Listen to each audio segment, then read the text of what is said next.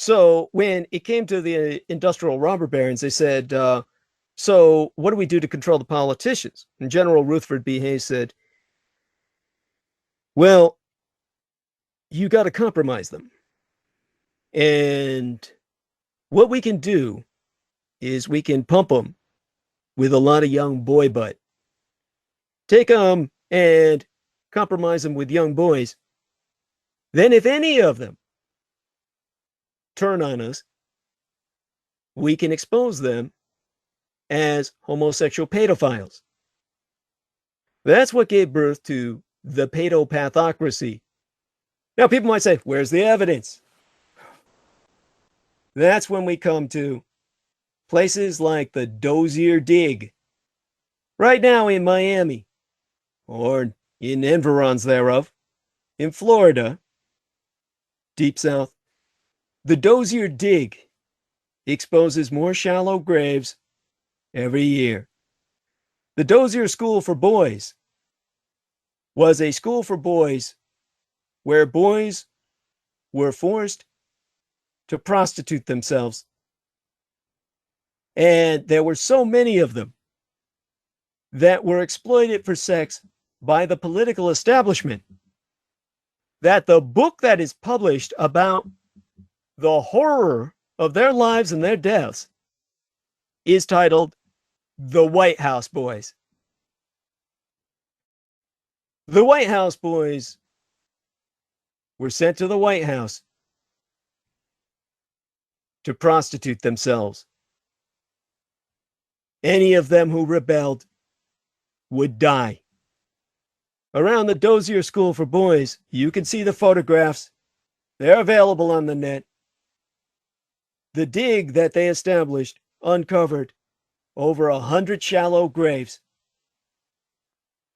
And that's only those we know of so far.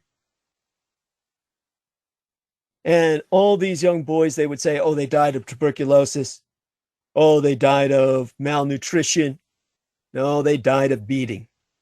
They were beaten to death when they were no longer willing to sexually be exploited. So these White House boys are just one example that went on for over 100 years of the backbone of the Paedopathocracy, which is how the American military junta controls your politics.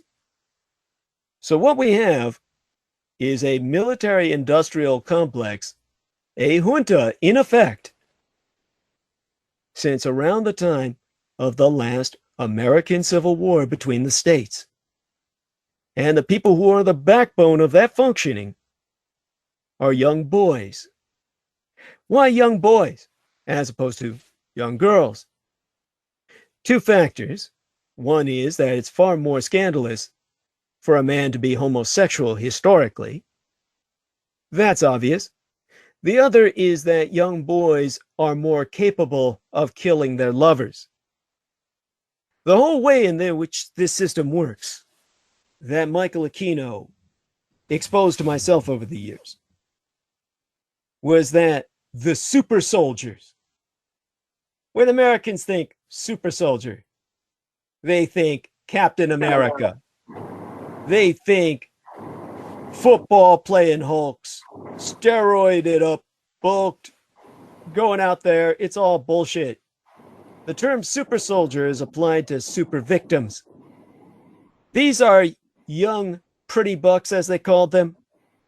Today, the gay community calls them twinks. These are hairless, nubile young boys that could easily be misidentified as girls. Some of them even sissified to the point of being femboys. But unlike a girl, they have the physiological upper body strength and shoulder capability to strangle their lover to death. The whole idea of the super soldier is to create a young male prostitute who serves American politicians. And should they ever turn against the system, his job is to kill that politician and then himself. And that way, the body will be found together, and that politician's family will be disgraced in a murder-suicide of homosexuality.